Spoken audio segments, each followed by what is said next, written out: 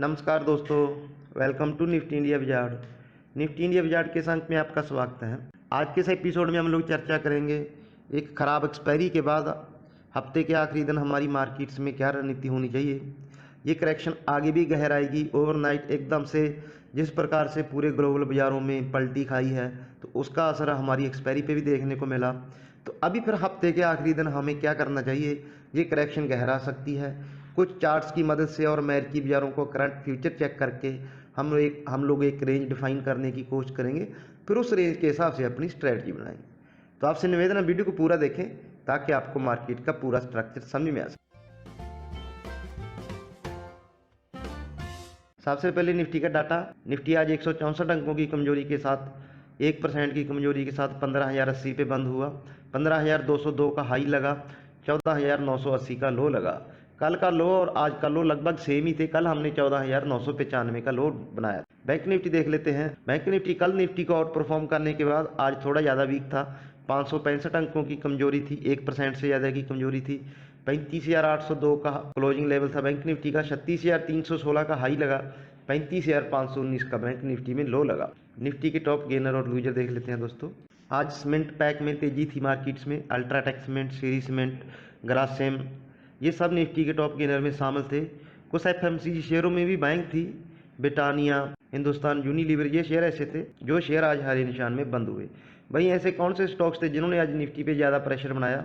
JSW steel, Hindalco, Tata steel Nifty के top loser में शामिल थे। मेटल शेयरों में आज बिकवाली थी। एचडीएफसी निफ्टी का दूसरा टॉप लूजर था। Tata motor, Bajaj Finserv, SBI, Larsen, Axis bank, HDFC bank, coal India, ये कुछ ऐसे स्टॉक्स थे दोस्तों जिन्होंने आज मार्केट पे हायर लेवल पे प्रेशर बनाने का काम किया। एक बार निफ्टी के इंट्राडे चार्ट्स देख लेते हैं।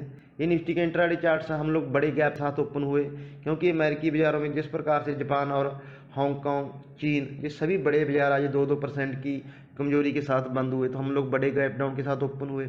लेकिन क्योंकि हमारा मोमेंटम स्ट्रांग था इससे पहले, तो हमने दिन के दौरान एक 15,200 तक का बाउंस दिया और आखिरी घंटे में मार्केट्स में फिर से बिकवाली आ गई। तो इस सब के बीच में फिर हफ्ते के आखिरी दिन हमारी मार्केट्स में क्या रणनीति होनी चाहिए। एक बार हम लोग निफ्टी की रेंज जानने से पहले डाउ फ्यूचर देख लेते हैं। हरे निशान में आने के बाद अब अमेरिकी बाजार फिर से 100 से ज़्यादा अंकों की कमजोरी के साथ काम कर रहे हैं। एंटिसिपेट करके गए हैं कि अमेरिकी बाजारों में आज एक खराब सेशन हो सकता है। इस सब के बीच में फिर हफ्ते के आखिरी दिन निफ्टी की ट्रेडिंग रेंज क्या रहेगी उसको भी देख लेते हैं। निफ्टी की जो हमने हफ्ते के आखिरी दिन ट्रेडिंग रेंज चुनी है वो मोर और लेस सेम है जो हमने आज मॉर्निंग आपको अपडेट किया था। 14,900, 15,140 ये हमारी कल की ट्रेडिंग रेंज रहेगी। 15,140, 15,175 जो ज़्यादातर समय हमने आज निफ्टी में इसी जोन में बताया, तो ये जोन हमारे लिए रजिस्टेंस का काम करेगी।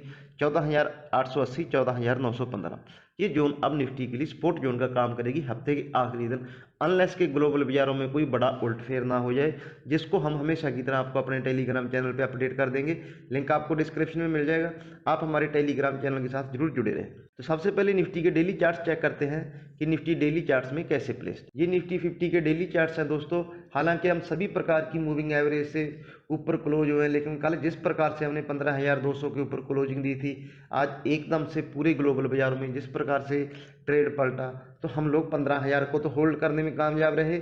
लेकिन अभी भी जो हमारी ये तीनों शॉर्ट टर्म मूविंग एवरेज है, 5 डे, 13 डे, 20 डे, ये कल कहीं ना कहीं निफ्टी के लिए सपोर्ट जोन का काम कर सकती हैं। रजिस्टेंस जोन को समझने के लिए दोस्तों हम लोग निफ्टी के आवरली चार्ट पे चलते हैं। ये निफ्टी के आवरली चार्ट है। इस हफ्ते के शुरुआत से हम लोग एक राइजिंग चैनल में ट्रेड कर रहे थे। आखिरी घंटे में हमने इसका ब्रेकडाउन दिया, तो जैसा कि हमने चर्चा की, हम आपके लिए एक रजिस्टेंस लाइन मार्क कर देते हैं। ये निफ्टी के लिए कल 15,150 ये आवरली चार्ट में भी विजिबल है। ये जोन अब हमारे लिए रजिस्टेंस का काम करेगी। नीचे हमारे 2 दिन की लोज लगभग सेम है 15,980 की जोन में। अगर ये जोन किसी भी प्रकार किसी भी सर्कमस्टांस में ब्रेक होती है, तब निफ्टी में 100 से 125 पॉइंट की और करेक्शन आ सकती है हफ्ते के आखिरी दिन। ये निफ्टी की चर्चा होगी दोस्तों। बैंक निफ्टी देख लेते हैं कि बैंक निफ्टी कैसे प्लेस्ड है और बैंक निफ्टी की पॉसिबल ट्रेडिंग रेंज कल के लिए क्या हो सकती है। बैंक निफ्टी की जो हमने ट्रेडिंग रेंज चुनी है 35,400, 37,300 मोर और लेस जो आज के डे और हाई और लो है, बस थोड़ा सा डिफरेंस है। 37,300 जो आज का हाईज है, 36,500 ये रजिस्टेंस जोन रहेगी। 36,400, 37,300 ये बैंक निफ्टी के लिए सपोर्ट जोन का काम करेगी। इस जोन को बैंक निफ्टी के डेली चार्ट्स पे समझते हैं। बैंक निफ्टी की जो 20 डे मूविंग एवरेज है वो 35,400 है दोस्तों, और इस हफ्ते की शुरुआत में बैंक निफ्टी 35,300 पे क्लोज हुआ था। तो 35,300, 35,400 ये चार्ट्स के लिहाज से मजबूत सपोर्ट है। अगर हम डेली चार्ट्स की बात करें, जो दोनों शॉर्ट टर्म मूविंग एवरेज है 5 डे और 13 डे, ये दोनों आती हैं 35,300 से 35,500 की जोन में।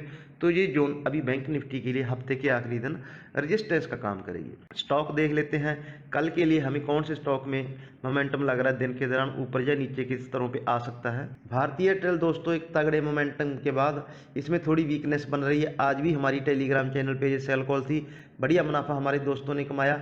अगर ये आज के लोज 538 के नीचे फिसलता है तो कल दिन के दौरान इसमें तगड़ी करेक्शन आ सकती है। भारतीय एयरटेल को आप शॉर्ट साइड के लिए दिन के दौरान चुन सकते हैं। तो ये हमारे आपके लिए कंप्लीट एनालिसिस हो गए दोस्तों। हमें एज ए ट्रेडर एक चीज़ समझनी पड़ेगी कि मार्केट के लिए हमारा कोई इंटरनल फैक्टर अभी है नहीं है, ना कोई इंटरनल बड़ा इवेंट है। तो मार्केट कंप्लीटली ग्लोबल ट्रेड के हिसाब से अपने आप को प्लेस कर रही है। अमेरिका में जिस प्रकार से बॉन्ड यील्ड बढ़ने से लगातार टेंशन बन रही है और उसके बाजार उस पर शार्प रिएक्शन दे रहे हैं, तो हमें भी ग्लोबल मार्केट्स को हमेशा ट्रैक करना पड़ेगा। ग्लोबल मार्केट के लिहाज से भी हमें अपना ट्रेड सेटअप बनाना पड़ेगा। जैसे कि आज दिन के दौरान जैसे ही डाउ फ्यूचर का लो लगा, पूरा दिन जब तक डाउ फ्यूचर में बाइंग आती रही, हमारे मार्केट्स में बाइंग आती रही। जिस पॉइंट से डाउ फ्यूचर में करेक्शन स्टार्ट हुआ, उसी पॉइंट से हमारे मार्केट्स ने भी करेक्ट करना स्टार्ट कर दिया। तो ये सिनेरियो आपको समझना पड़ता है एज ट्रेडर कि मार्केट अभी किस चीज़ पे ट्रेड करें, अपने डोमेस्टिक फैक्टर पे, ग्लोबल फैक्टर पे, या किसी बड़े फंडामेंटल चेंज को मार्केट पचा रही है। अभी हम लोग हमारे साथ साथ पूरा एशिया और ग्लोबल मार्केट्स अमेरिकी बॉन्ड यील्ड पे ट्रेड कर रहे हैं, जो कि लगातार बढ़ रही हैं और उस पर अमेरिकी बाजार रिएक्ट दे रहे हैं। तो हमें भी कंडीशन के लिहाज से अमेरिकी बाजारों के साथ एडजस्ट होना पड़ेगा। इसी प्रकार से फिर हम आगे चल के अपनी ट्रेडिंग स्ट्रेटजी बनाते रहेंगे। अमेरिकी बाजारों के बारे में आपको टाइम टू टाइम अपने टेलीग्राम चैनल पे अपडेट करते रहेंगे। आप हमारे टेलीग्राम चैनल के साथ बने रहें। तो ये हमारी कंप्लीट एनालिसिस हो गई दोस्तों। मैं उम्मीद करता हूँ हमारे एनालिसिस से आपको आपकी ट्रेडिंग स्ट्रेटजी बनाने में मदद मिलेगी। किसी भी प्रकार की सहायता के लिए आप हमें कमेंट सेक्शन में कमेंट करें। वीडियो अच्छी लगी तो चैनल को सब्सक्राइब करके वीडियो को लाइक जरूर करें। अपना और अपनों का ख्याल रखें दोस्तों। नमस्कार दोस्तों।